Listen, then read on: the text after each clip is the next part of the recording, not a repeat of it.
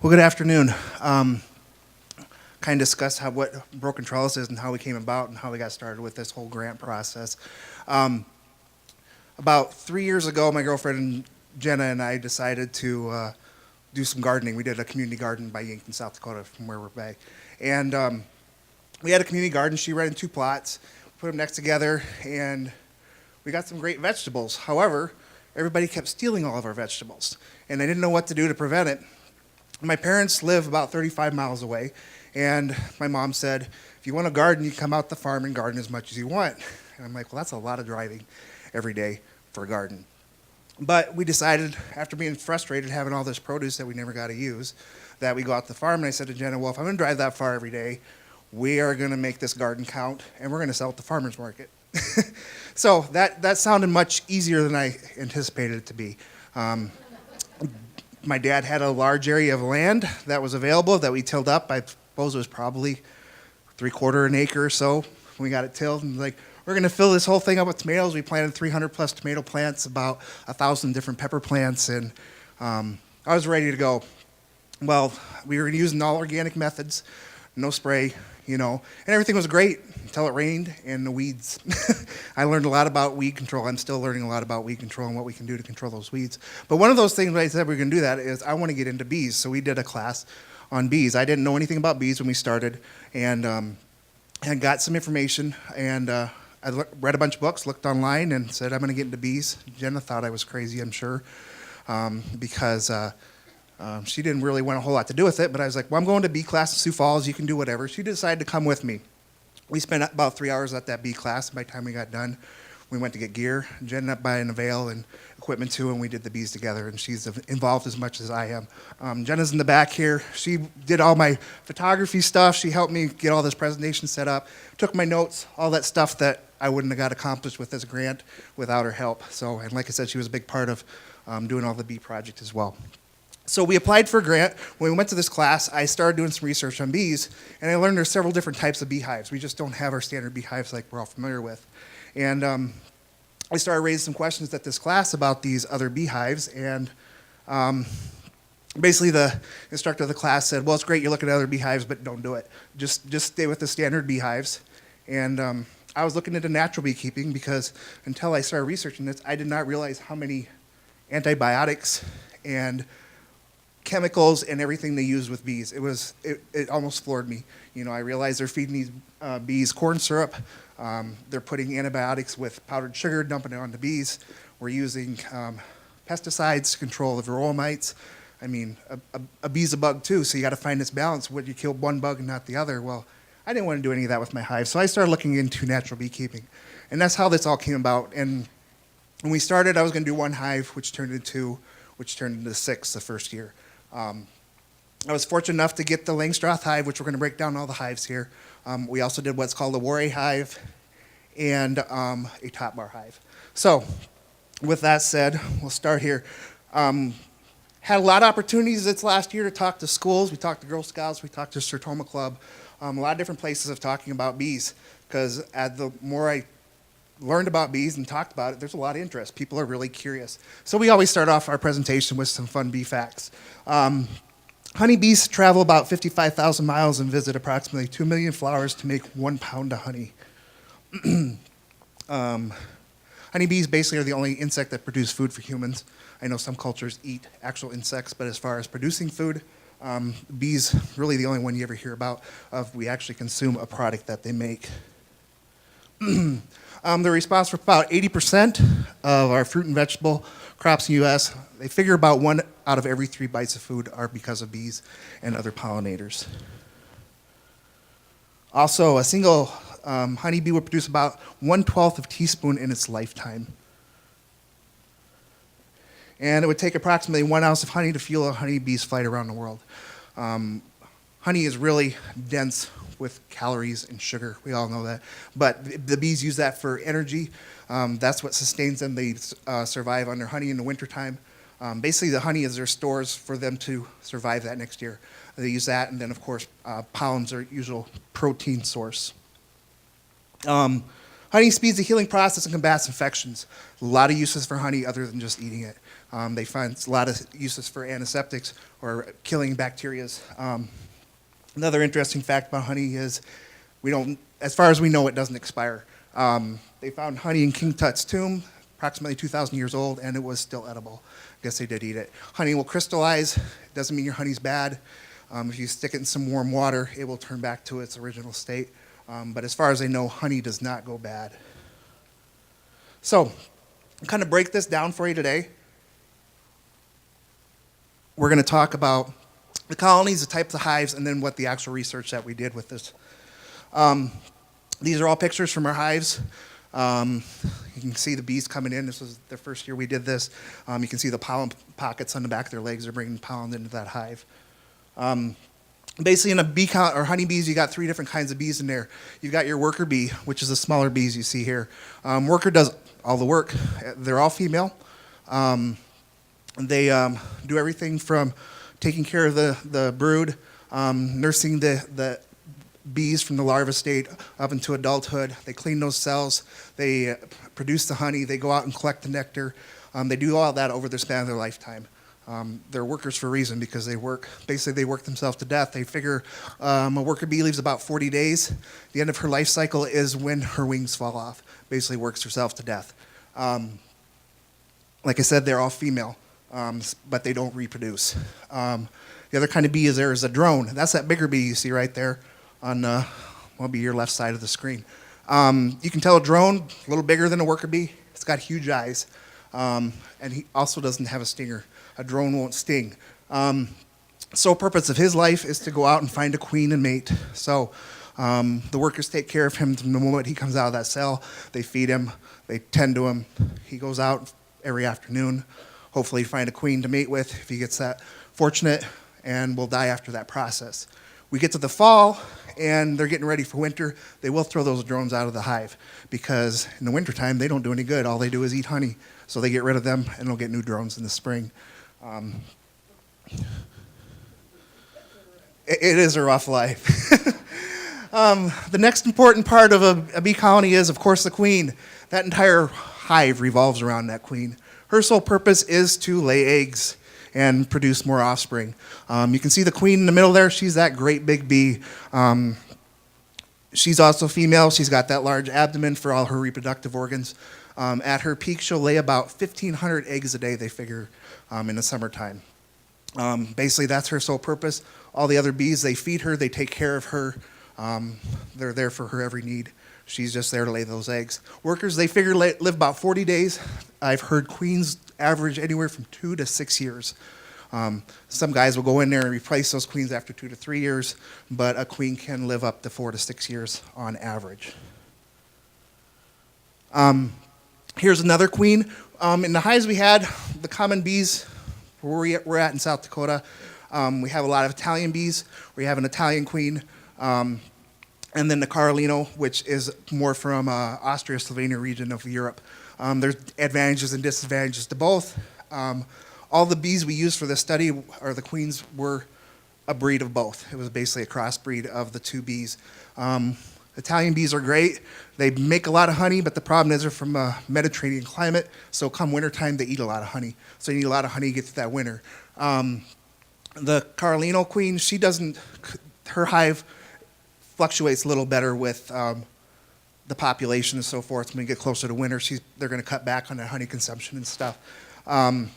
The previous queen was an Italian. This one's a Carolino. You can tell she's much darker. She almost looks like a wasp. The Italian bees, I've got another picture of the queen in the next frame here, but she's going to be a lot lighter in color. And if you can see her, she's right there in the middle. This one's kind of tough to see. But this is going to be the queen right here. And that's more of an Italian one. Like I said, I had a kind of both last year. The previous year, this last year, everything we got was a cross between the 2. So I tried to stay as consistent as I could with the study. Of course, as I pulled every queen out, you'd see different traits that kind of come out with each hive. Each hive has its own personality. They work together, the colony, but you really get to learn your bees and learn that they've got a lot of information. And everyone reacts a little different. Their temperament's a little different. But We tried to keep that as consistent as we could. So we talked about the different types of hives. This was the primary bee yard. We had hives set up in 3 different locations, but most of our studies were done here. We've got the 3 different types of hives we used. Like I said, we used the Langstroth hive, the Warray hive, and a top bar. So this is the Langstroth hive. This is probably the most common hive everybody's familiar with. It was developed by a person named, with the last name Langstroth, back in Philadelphia, about 1850, 1851. And he's considered the father of modern beekeeping. And what he learned was what we call bee space now. He determined that space between 2 objects where bees will fill it in with comb, but they won't glue it together, or they won't fill it completely across. So those frames were designed about 9 millimeters apart, where the bees will go in and out, move about inside that hive, but they won't build that together with a solid piece of comb. With that learned, we were able to have the removable frames. This is what the hives looked like when we got them. I ordered them. We assembled them ourselves to save some money on it. You get tired of building hives after a while, putting them together, especially when you got 10 frames to a box. You got to put all those frames together. But there's kind of finished projects of some of the Langstroth hives, what they look like when we get done. With the Langstroth hive, the bees tend to start in the bottom box. And they're going to build their brood, which is the new bees, and they're going to develop there. As they move further up, they're going to start getting less brood and getting honey.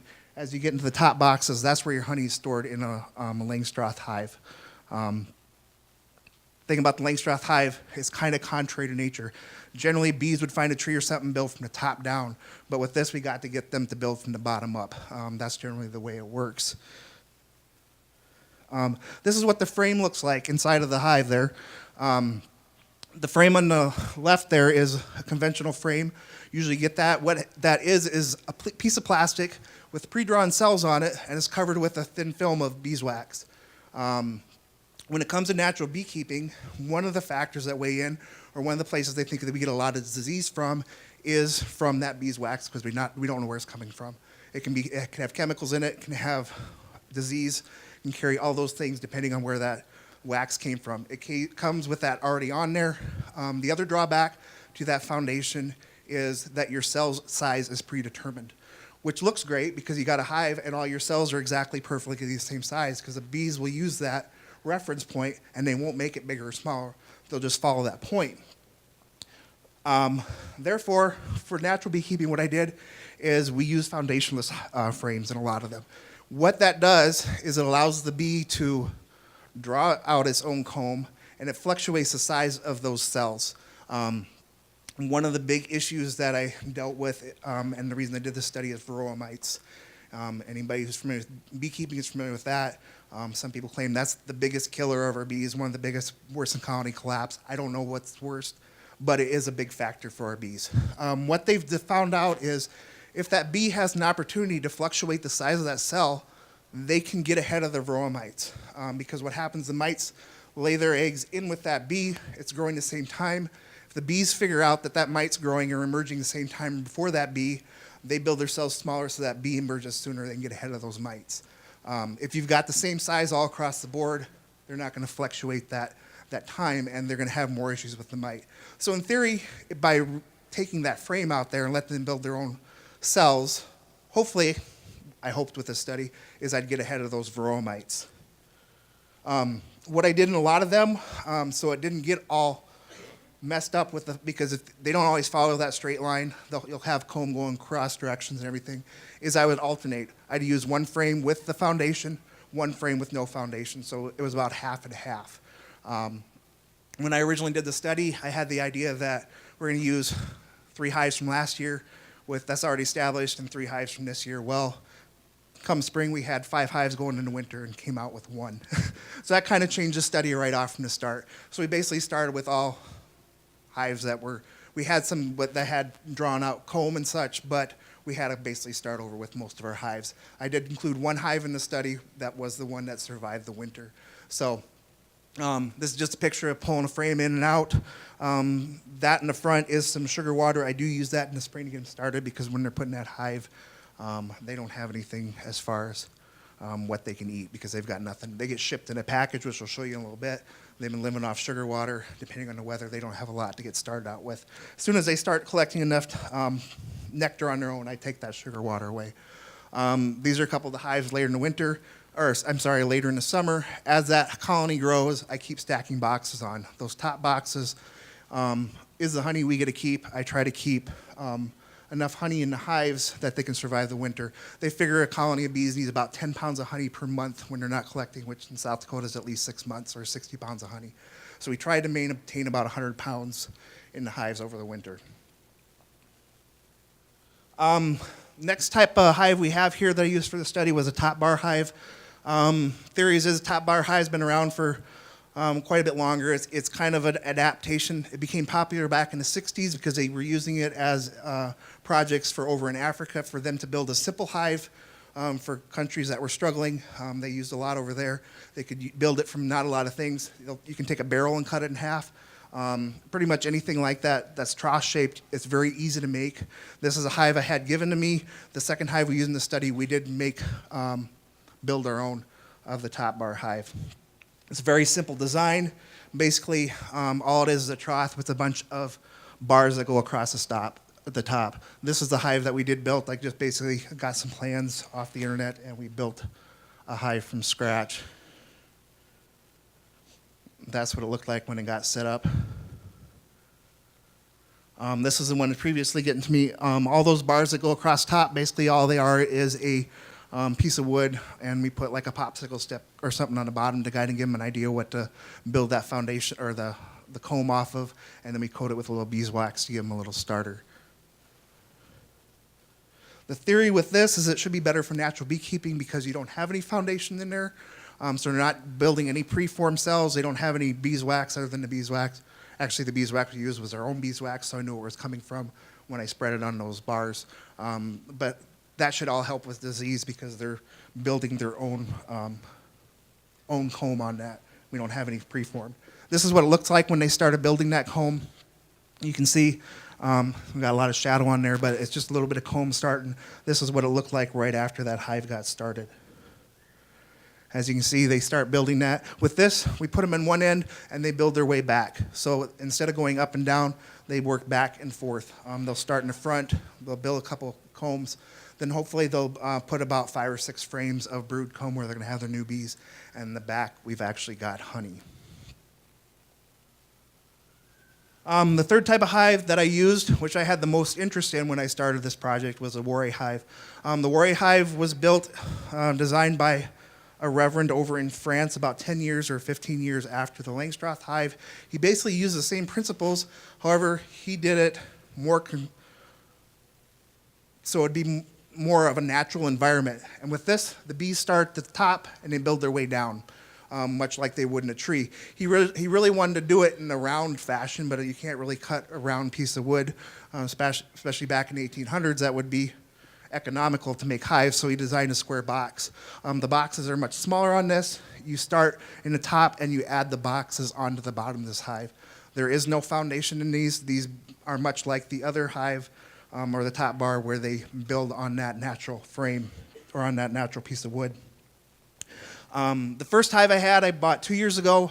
I got it from a place called Sweet Valley Hives. They had some neat features because they had made some adjustments to their Warre hive from the original plans. I will show that here, explain that. The second one we had this year we built, and I used more traditional Warre plans. This is the one we used this last year for that one. That's what they look like set up. As they got bigger, we keep adding boxes to them. You can see the box on the right is the one from the previous year that had more comb built out. The nice thing about that hive that I pre-ordered is they put some observation windows in, which are great because you could take the little this little screen off in the back. You got plexiglass, you can see the bees working. That was my favorite feature of this hive. I didn't build that into the second hive just because of the other work. The other thing that this company did is they built half frames. So basically you got a piece of wood, goes all the way down on one side, is cut in half on the other side so you can still watch that observation window, but it gives a good guidance reference for those bees to build out that comb. On the Warre hive I used with the original plans, we didn't have that second guide comb, and you'll see later on the video why that didn't work out so well. This is what that hive looked like as we got further into the summer towards the fall. You can see all that comb build out. Most of that brood is towards the bottom. On that top part, that is all honey, and that's what that looked like going in the winter. That was actually 2 years ago. We didn't have quite as much success with the honey this last year as we did the previous year. The next thing we're going to talk about is installation. So when we started in the spring, I ended up having to order more bees than I thought because I was hoping to go in and start with 5 colonies already. We were down to 1. So I think by the time I got done, I ended up doing a total of 13 hives. We got through the summer with 11. So we lost 2 over the summer. But 2 common ways that the bees come is in packages. This is actually when we picked up our packages. I had some come from California. I found a local producer here in South Dakota, or a local apiary, that we're getting bees from this year, but they still overwintered their bees in Texas. So they still end up coming from long ways, but they did shake them here and stuff. Not a lot of bees are overwintered here. A lot of the bigger beekeepers will go down south. But the bees came in like this. In those boxes, about 10,000 bees each, and there's one queen in there. She's in a separate cage, and then a can of sugar water. And that's how they transport those. It's about 3 pounds. Second way of getting bees is called a nuke, or a nucleus. Basically what it is, a mini hive. There's 4 frames of bees in there. It's already pre-established. I did do that 2 years ago. For this project, everything we used came from packages of bees. We didn't get any nukes this year. But this is another common way to get the bees. When I get that package of the bees, I pull that sugar water out, and in that cage is that queen. You can see all those worker bees are clustered around her. We got to brush those bees off to get to the queen. When they shake these packages of bees, these bees are introduced to a new queen. So during transport, they have to have her in that cage because they will kill that queen. They have to acclimate to that queen. Hopefully by the time I get her and I release her, they've acclimated to her and accepted her instead of killing her. But it takes they figure about 3 to 5 days for that to happen. So what happens is we get this. She's actually got a couple attendants in with her because she needs somebody to take care of them. Sometimes they come without those attendants. But this is actually a piece of candy, that white over there, and they'll eat through that, and the other side is a cork. But what I do to speed up that process is we pull out that cork, I put a marshmallow in there, and then we hang that bee inside of that hive, and they eat through that marshmallow in about a day, and usually I really haven't had any problems with them killing the queen because usually she's been in there long enough. We faced a lot of challenges when we got our bees this spring. They never come when they're supposed to. If you guys farm, you're familiar with that kind of problem. They either come early or late, never quite ready for them, and we got them, and we had a terrible set of cold and wet days. I couldn't put them in the hives. It was too wet outside. We were having too much rain. It was too cold. So I was kind of in a panic. We were storing them in the greenhouse. At times, we went from my parents' greenhouse to the barn, back and forth, trying to keep them alive. Meantime, I'm running out of sugar water in those cans. Couldn't figure out what to do because I knew if I put a hole in the top, it'd all just run out the bottom. They said you could spray them with sugar water, but how many times can you go out there and spray 10 boxes of bees every day with a spray bottle of sugar water? What I ended up doing is I had some old honeycomb from the previous year with honey on there. We ended up getting that in that boxes without losing too many bees, and we got them through. However, after we installed, we did lose a couple colonies, and I attributed that to the weather and all the stuff we went through. For a while, I didn't know how we were going to get the bees in there, and the days we did install them, it was still questionable, but it just got to that point if we had to get them installed. This is my niece and nephew. They helped me install bees. Kind of got everybody involved the more we did with the bees.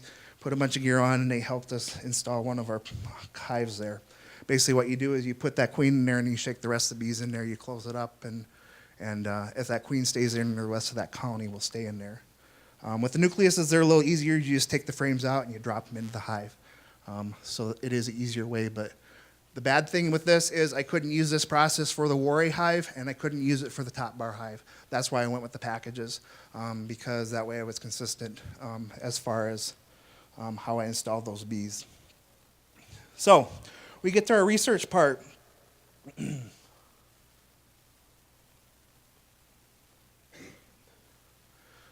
The main thing I wanted to focus on was the varroa mites, see if my populations, how they fluctuated between the hives, which hives were easiest to work with. Like I said, we ended up with 11 hives at the end of the year. I mean, that's nothing for a beekeeper. I mean, it's just a hobby, you know. So I talk to some people, they got 5,000 hives, 800 hives, but we just do it. But I figured for somebody that my size, which, you know, we keep adding a few more hives every year, what's the easiest way to do it? Because originally I wanted to do all Worry hives because from my research, that was supposed to be the easiest to use as far as using natural beekeeping practices. However, as we went through this study, my opinion on that kind of changed because we found out what worked the best and what was more difficult. But that was kind of the whole idea of doing a study, and then how well our pest control was and the temperament of the bees. This is that frame that I was talking about from that Worry hive where they got a starter strip down one side and a starter strip on the top. There's no foundation behind that. That's all natural built comb. And that's from that Worry hive. You can see it's quite a bit smaller than a Langstroth hive. You do tend to get more boxes. The boxes aren't as big because when they get full of honey, they're about 40 pounds. On a Langstroth hive, they can be up to 100 plus pounds. When you start moving those around, it's really tough on your back. So they do design these boxes smaller because you build from the bottom up. Every time I had to add a new box, I had to lift those other ones up on top, put the bottom one on, and the other ones on top of it. Part of this research is we weighed those hives throughout the summer to kind of see how much honey production we got, how much it weighed, and it was amazing to see how much they fluctuated. Basically, we took a scale out there. We'd have to take those hives apart. We'd have to break every box down and take different weights, and I'll get into all that when we get into our actual final findings.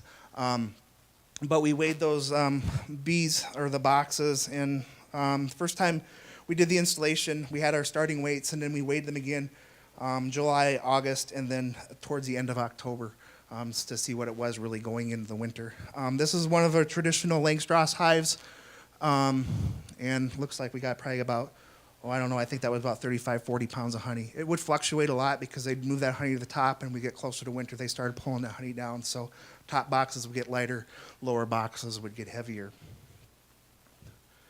This is one of the issues we ran into with that Worry hive. Like I said, this is the one that we built, and we got what's called a lot of cross comb. They build comb every which direction they want to when they don't have a straight guide. And that was one of the drawbacks of using the Worry hive. They actually have what's called a quilt box on top to help with insulation. I hadn't got the quilting on because we were at crunch time, and I put a screen between. Unfortunately, when I put the hive together, I put the screen on the wrong side, so they filled that up with honey, which ended up being great because we harvested that honey. It was extra honey that we could just use because it was early in the summer, and so we got a fair amount of honey from there. I'd actually heard of people making a smaller box like that for the Worry hives and make it what they call as a super. It's not traditionally what they use in a Worry hive, but it actually worked quite well for that. So we actually got some honey out of there, but it was a mess because it was all stuck together and we had to pull it all out. This is what the top bar hive looked like when I'd pull a frame out.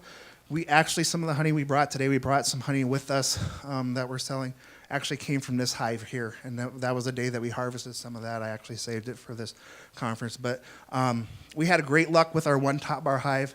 The one we built was a total loss. I lost that hive in 10 days. We had a cold front and a lot of wet weather.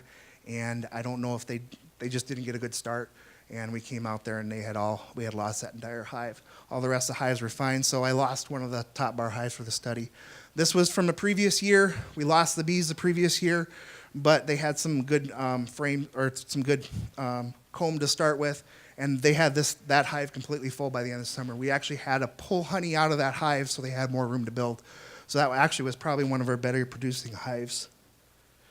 When it came to the research, one of the big things was figuring out how many varroa mites we had. Like I said, varroa mites are a big concern. That was kind of the primary focus of this study, was to see how many varroa mites. Basically what a varroa mite is, it's a parasite for the bees. From my understanding is I believe it came over from Russia. We really didn't have a problem with it in the U.S. until the 80s. Before that, it was not much of a problem in the U.S. They had some problems with Europe and Russia. They figured that it got brought over to the States at some point in time during then. Basically what a varroa mite is close to what a tick would be for us. They latch onto that bee and it's like a tick. The only thing is, if you take the size of a tick on a human, a varroa mite on a bee would be like us having a tick the size of a frisbee. So it's quite a large parasite for the bee, causes a lot of issues. They grow with the bees brood, and you'll have a lot of issue with disease. One of the most common disease is deformed wing virus, and your bees will come out. They'll have wings that aren't fully formed. Your bee can't fly, so it dies, or actually the colony will kick it out. Personally, we did not see any evidence of the deformed wing virus in our hives. Always tried to check for it. I'd seen a little bit the previous year, I thought, in one of the hives, but we did not see really much of it this year. I was hoping, us by letting them build a lot of natural comb that we would get ahead of that. So we did what's called the shake method to test for varroa mites. What happens is there's different ways to see how many varroa mites you get in there, but what we do is we go in each hive. I get about in the middle of the hive, and I get a bunch of bees together, and we put them in a box, and we shake them off a frame, and I get a cup's worth of bees. You go out there with a measuring cup, fill that measuring cup up, and put it in a pint jar here. So you got a bunch of angry bees in there. And what we do is we go ahead and coat them with powdered sugar, which isn't something I normally do. There's no antibiotics or anything. This is just for testing purposes, but we did use powdered sugar. And what you do is you cover all those bees with powdered sugar. You put that lid back on, and you shake all those bees up for a couple minutes and roll them around. We actually made a video of this. We have a Facebook page, and I actually did a video of me doing one of the tests for the study here. If anybody is interested in checking it out later, you can go and see how we did the whole test. But basically, you cover them with powdered sugar, shake it up, and after a couple minutes of shaking that, getting that, what happens is that powdered sugar loosens the pads on the feet and how those varroa mites attach to the bees, so it causes the varroa mites to fall off the bees. Another way you can do this is they say rubbing alcohol, but then you kill all your bees, and I'm not a fan of killing any more bees than I have to. So I decided to use this method. They said the other method was a little more accurate, but I was content with using the powdered sugar because it saved most of my bees. After you shake it off, in theory, all your varroa mites should come off. I put a little screen over the top of that and shook it up like a salt shaker. And we just shook it until most of that powdered sugar was off the bees. After that, we dumped the bees back into the hive. And we put it on a paper plate, and I got a spray bottle of just water, and we sprayed that on there, and that causes that powdered sugar kind of to melt, and what's left behind that's a varroa mite right there. You're going to find other specks of things, but this is what an actual mite looks like, and shouldn't, in theory, leave those varroa mites behind. What we did is they estimate about 300 bees into a cup, for every 3 mites you have 1% mite population in your hives. And like I said, that's what we use to kind of get a figure on what you need. I didn't do any treating for the hives. That was my plan, is to not have to treat my hives for varroa mites. What they've found, from what I've heard, is they think the varroa mite originated in Russia. Russia did not treat for their varroa mites, and their bees have more or less overcome the problem. They've adapted to living with those mites. They groom themselves for the mites. They still have them there, but the bees have adapted to such a point that it's not having the huge impact it is in the U.S. A lot of guys here are treating with chemicals. There are some other natural methods to use, but I wanted to see what I could get from just using the smaller size cells on those frames to see if that would really help to get ahead without having to do any other treatment. So that leads us to our results here. So we broke this hives down. I ended up using, we had 6 hives to start with. I was going to use 2 Langstroth hives, 2 Warray hives, and 2 top bar hives. However, we lost that first top bar hive in the first month. So what I did, which was probably one of the best things I did do with this study, is I added another Langstroth hive. And in that Langstroth hive, I put an entire box with foundation in it. I had never done one with all the foundation in it, with all the pre-treated bee frames and such, to see how that would compare to the hives that were Langstroth where I fluctuated that. Because all the other hives, I had one with foundation, one with no foundation, one with foundation, one with no foundation, versus all foundation, which is what most of your typical beekeepers will use. In the top bar and the Warray hives, there's no foundation that they make with that, so that was why they was more congruent with natural beekeeping. Before I went into this, my theories were that the Langstroth hives would have the highest mite populations, followed by the top bar hive, and then the Warray hive should have been best from the research I had done previously. So as I started out, when I did my first study, I was kind of devastated because everything was pretty much opposite. of what I was expecting. So I was like, did I do something wrong? But that's part of why we do research. However, all of that changed by the time I got to the end of the study. So basically what this was the first Langstroth hive. It was a first-year hive. We had starter brood, which means it was comb that was built out the previous year. There was nothing in it other than it was the cells that was built out. And then I alternated with a blank frame in between there so they could naturally build that. We installed those bees on April 29th. I did my first wing, and the first box, which had been the box at the bottom, was approximately 40 pounds.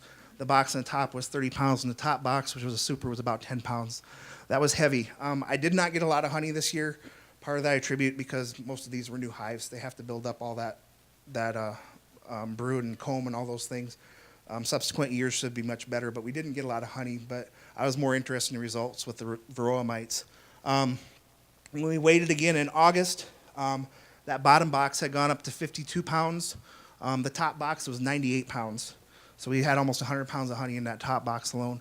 We took the supers off because we weren't going to harvest any honey. Any honey they made in that hive, I let them keep for the winter, and we fed them some extra because, people will take their honey and give them corn syrup instead. I'd rather they had their natural honey through the winter.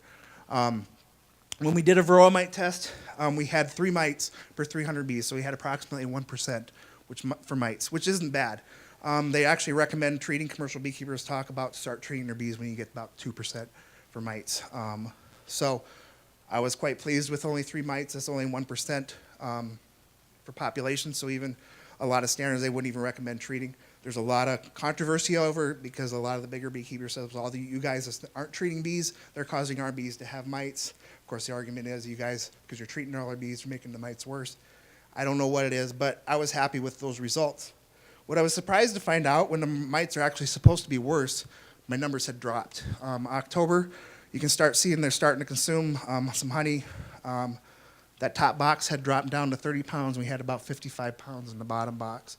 And like I said, they've been moving the stuff around. However, the mite population had dropped to 1. So I was only a fraction of a percent at that time, which was really good going into October.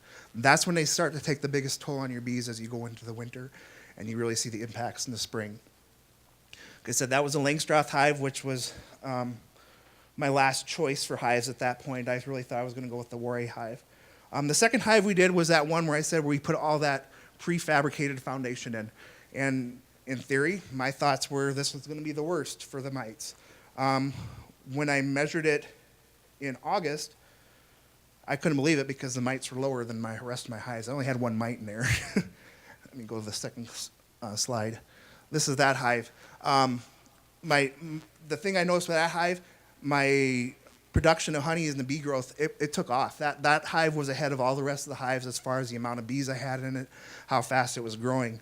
I had 50 pounds of honey in the bottom box, 54 in the next box, and of course that one had a super on it. That empty box was 10 pounds. But by August, I was at 45 pounds, 72 pounds, and we had 20 pounds of honey that we harvested off of that hive. And that was a brand new hive. I was really surprised because they didn't have any starter comb. And I only had 1 mite, which was less than the other hive. And I figured this one would be the highest. However, when we got to October, that's where I saw the difference. We had 6 mites in that. We were up to 2% in that hive, which in theory was the direction it should have went because I had that prefabricated frames in there where the bees couldn't fluctuate that size. So you can see that the mites were beginning to have more of an issue in the hive. I did not treat that hive. We'll see what it does in the spring. I only did 1 box of completely prefabricated frame. I didn't have the heart to do 2 boxes. I don't know what would have happened if I did, if it would have been even worse. So the second box, if they got brood in there, that they had fluctuating sizes, so hopefully I can get ahead of those mites, and we'll see what happens this spring. I may have to switch some frames out to see if we can get ahead of that. But when all was said and done, that was the worst hive for mites by October. The third hive was our second-year hive. This is the one hive we had survived through the winter. Unfortunately, we had a very poor producing queen in that hive. I really needed to replace the queen. However, I didn't want to change it just because they had survived 1 winter. I wanted to see what would happen over this summer. This next spring, I will be taking that queen out and replacing because we'd got no honey that we harvested on there, which was kind of a disappointment for a second-year hive. When we did their weights, we had 46 pounds and then 42 pounds and then another box. Like I said, we didn't harvest any honey off that hive. When I did the varroa mite test in August, we did have 1 mite in there. Sorry, I'm forgetting to flip these up with it. We had actually 2 mites in that hive, and when we did our second test, we were still at 2 mites in October. So we were still less than 1% in that hive, which was not bad. The next hives, which I anticipated to do the best with the mites, were the Warre hive. As you can see, when I did my first study, I had the highest mite populations in these, which I was very disappointed in. These did not produce as much honey. It was a lot more work of moving those boxes around. The boxes are smaller. My populations were not as big in the Warre hives. But when I did the weights, for the first one, the boxes were 22 pounds, 20 pounds, and 25 pounds. So you can see the difference in the boxes there, that they don't get as much honey in production, those boxes. When I did the testing in August for the mites, I did have 4 mites in there, so we were a little over 1% for mite population. However, when we got to October, that had dropped to 0. We didn't have any mites at all that I detected when I did my testing in there, which I was very happy to see. The second one was our second Warre hive. This is the one that we actually built. Very similar results. This one was a little better with the mites when I first tested, but the production was a little less. We did harvest some honey off that because we made a mistake on that box. We pulled some of the honey off earlier. But when we weighed them in July, it was 10 pounds, 20 pounds, and 5 pounds. By August, it was 14, 43, and 25. We had 1 mite in that one, which was better than all my other hives at that time, except for the other Langstroth hive. And then also, I was surprised by October, we also had 0 mites in those. So both of the Warre hives, by the end of the study, I was unable to detect any mites in either one of those hives.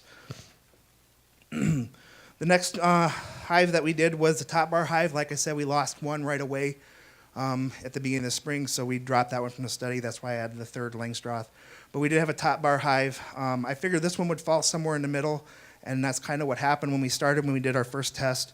We had 1 mite in August. We weren't able to weigh this hive because of the way it's built. I couldn't figure out a way to put scales under each leg and get a crane out there or whatever to weigh it, so we kind of just estimated.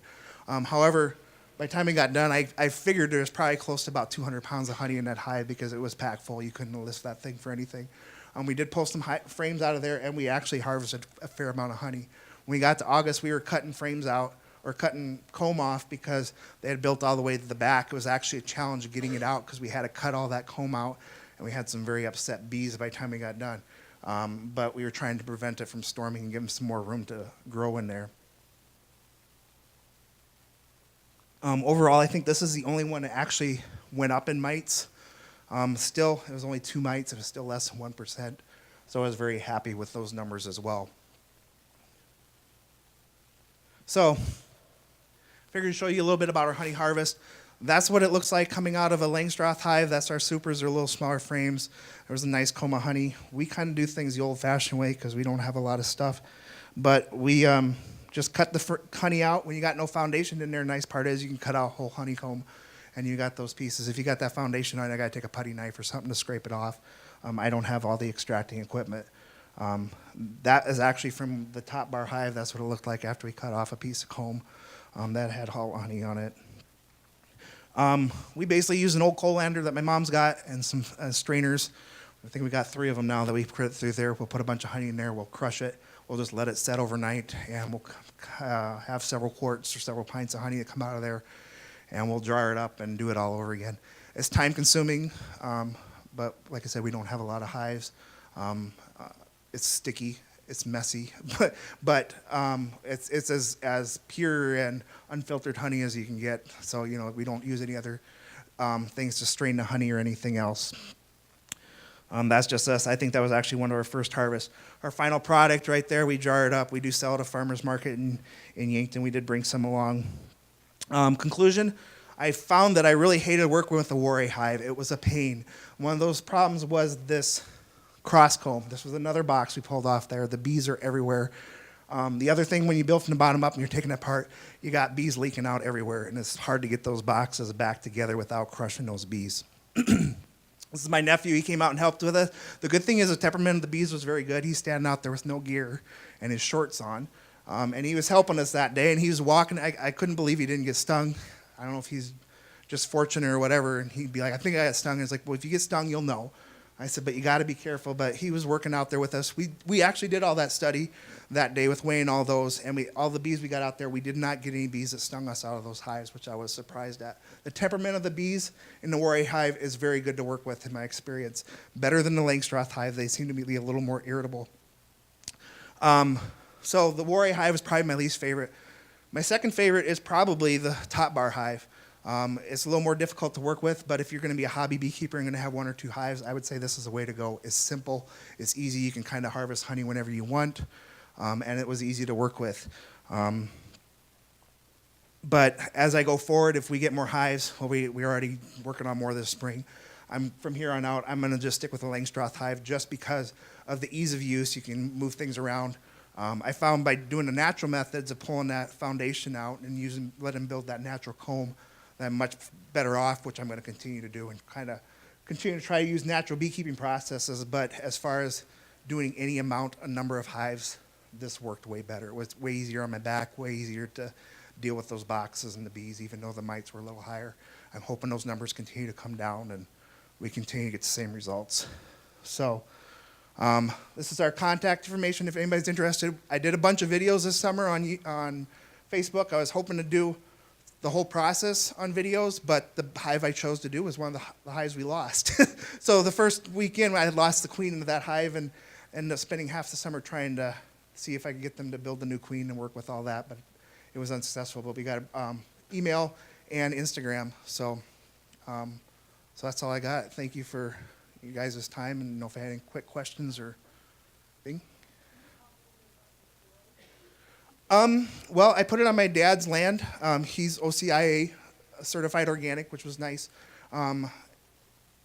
We had our large garden, which we got all our stuff. He had a lot of sweet clover 2 years ago. He's got quite a bit of sweet clover, hairy vetch, a lot of wildflower. We're next to a bunch of CRP ground, which has a lot of natural wildflowers. We didn't work on anything specifically for the bees, other than I tried to plant wildflowers, as much as we could. A lot of alfalfa went to bloom this year because of the weather we had, which was really helpful for the bees.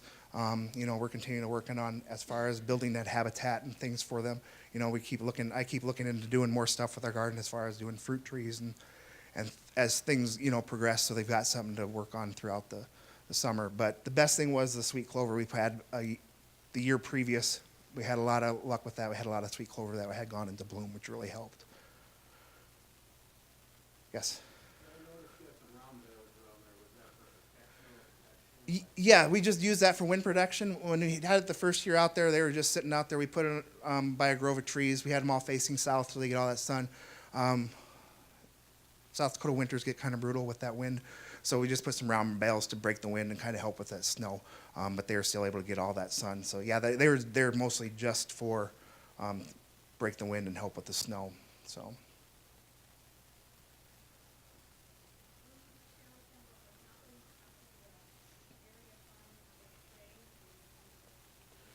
The first year I experienced a lot of issues with the bees, and it was a lot of, you're learning a lot, and you learn the temperament, and you learn that all your bees have different personalities. Every hive's a little different. But there would be certain days I would go out, and the bees would be way more aggressive than they were the day before or 2 days before. And it was kind of one of those things, is like, I don't know what to deal with the bees. We tried to work them in the afternoon, when most of the bees are out on nice sunny days. They're out working, they're happier, they're easier to work with. But there's some days I'd come and it's like, the weather's not bad, they're not out, but they're not out of their hives. They're acting a little goofy, they're standing on the front. And every time I come home and talk to my dad, after the third time we kind of put it together, but every time I had this happen, Dad would say, well, so-and-so sprayed their crops today, so-and-so did this.